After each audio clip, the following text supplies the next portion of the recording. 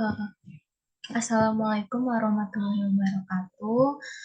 Selamat pagi teman-teman Salsabil semua. Perkenalkan, nama aku Abila Alia Zahra, biasa dipanggil Abel. Di sini aku bakal ngejelasin materi modul 6 unit 2 dari mata pelajaran geografi.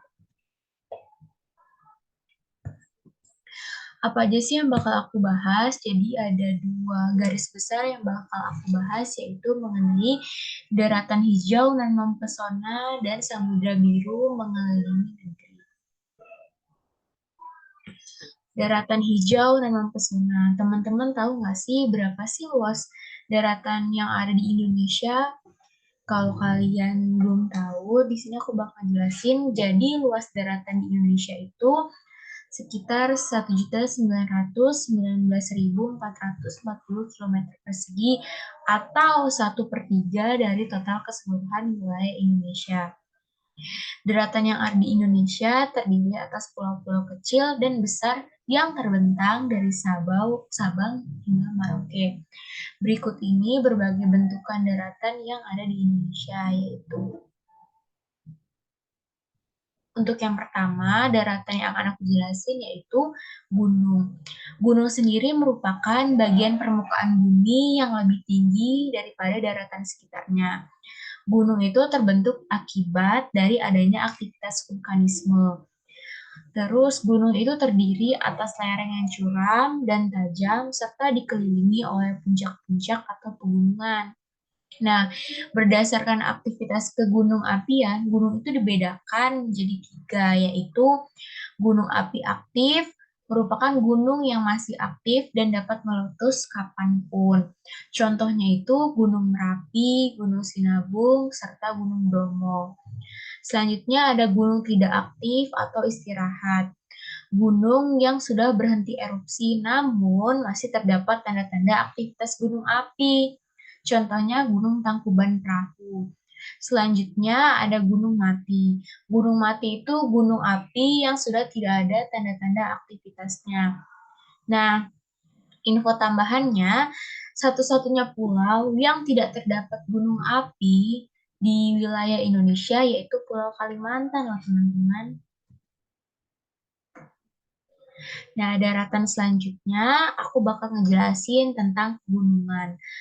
Pegunungan itu merupakan daratan yang terisi atas deretan dari beberapa gunung yang bersandingan dan menjadi satu kesatuan.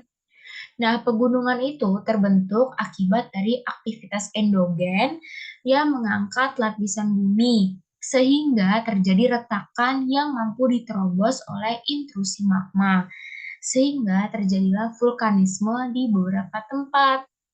Nah, contoh dari pegunungan sendiri itu pegunungan Bukit Barisan yang membentang di seluruh Pulau Sumatera dengan panjangnya 1.650 km serta terdapat gunung api aktif loh teman-teman, yaitu Gunung Kerinci.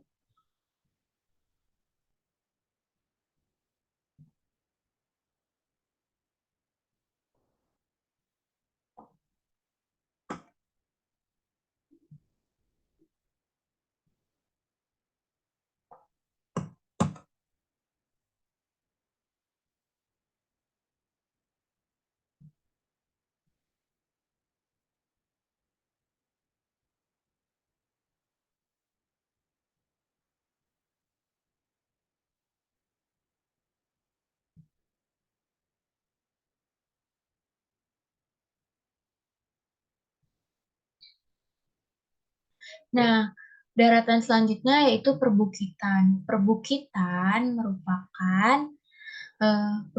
yang terdiri atas beberapa bukit yang membentuk suatu rangkaian bukit yang panjang pada suatu daerah yang luas. Perbukitan sendiri terdiri atas bukit yang berjajar-jajar. Nah, biasanya itu mempunyai ketinggian antara 200 sampai 500 meter di atas permukaan laut.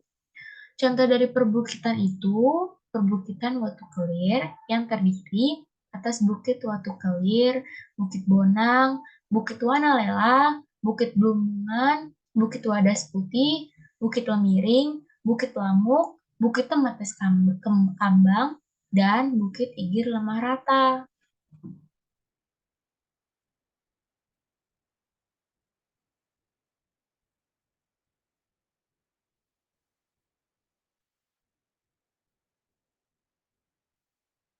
Mana sih?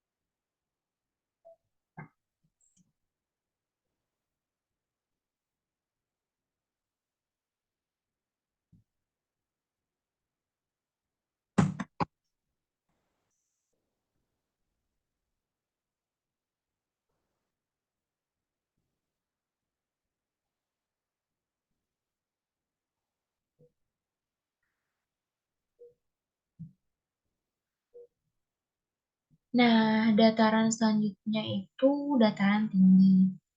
Daratan selanjutnya adalah dataran tinggi. Nah, dataran tinggi itu merupakan daerah datar pada permukaan bumi yang mempunyai ketinggian lebih dari 500 meter di atas permukaan laut, sehingga suhu udaranya relatif sejuk dengan material tanah yang sangat subur karena berasal dari tanah vulkanis. Oleh karena itu, dataran tinggi sangat cocok sebagai kawasan pengembangan pertanian. Contohnya, dataran tinggi Gayo Aceh yang membentang dari Kabupaten Aceh Tengah, Kabupaten Bener Meriah, sampai Kabupaten Gayo Lues. Nah, selanjutnya daratan lembah, jurang, dan ngarai. Nah, pasti teman-teman pada bingung kan, biasanya itu banyak yang ngira lembah, jurang, dan ngarai itu merupakan sama, padahal beda loh teman-teman. Lembah sendiri merupakan dataran yang diapit oleh dua ketinggian dengan batas sisi yang terjal ataupun landai.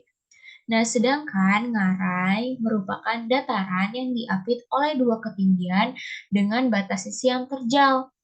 Sedangkan jurang merupakan dataran yang sangat sempit dan diapit oleh dua ketinggian atau lebih dengan batas sisi yang terjal.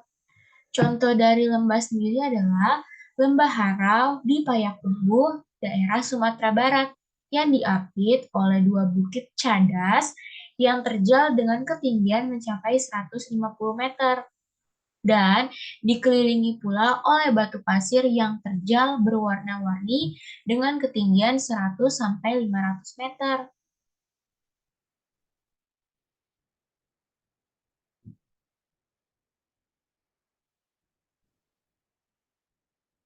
Selanjutnya, materi mengenai Samudra Biru mengelilingi negeri. Nah, teman-teman, luas lautan Indonesia itu lebih besar loh daripada luas daratan yang ada di Indonesia. Nah, luas lautan Indonesia itu sekitar 3.273.800 km persegi atau 2/3 dari keseluruhan total wilayah Indonesia. Lautan itu tidak hanya bermanfaat sebagai sarana transportasi yang murah, melainkan juga sebagai penyedia sumber daya laut yang melimpah. Kekayaan sumber daya alam tersebut antara lain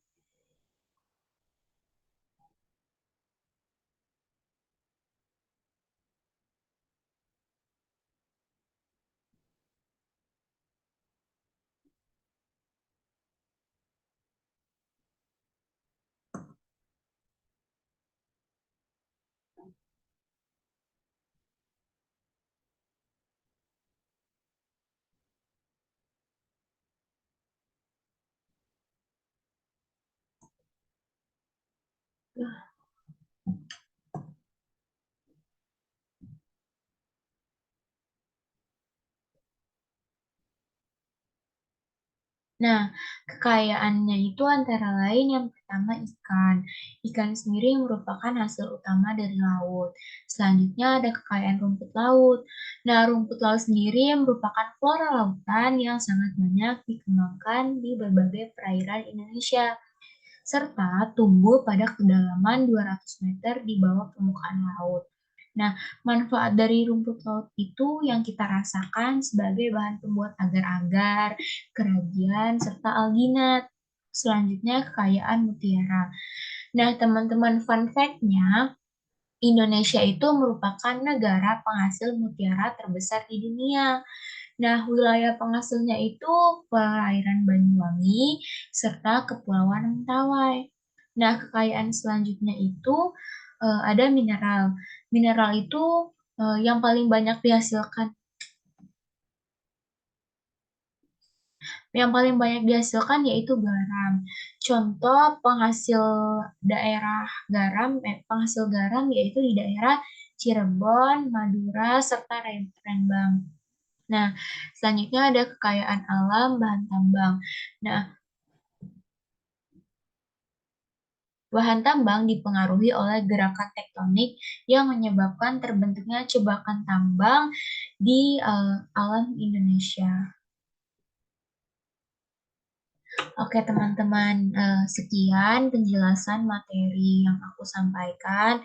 Kalau aku ada salah kata, mohon maaf. Wassalamualaikum warahmatullahi wabarakatuh.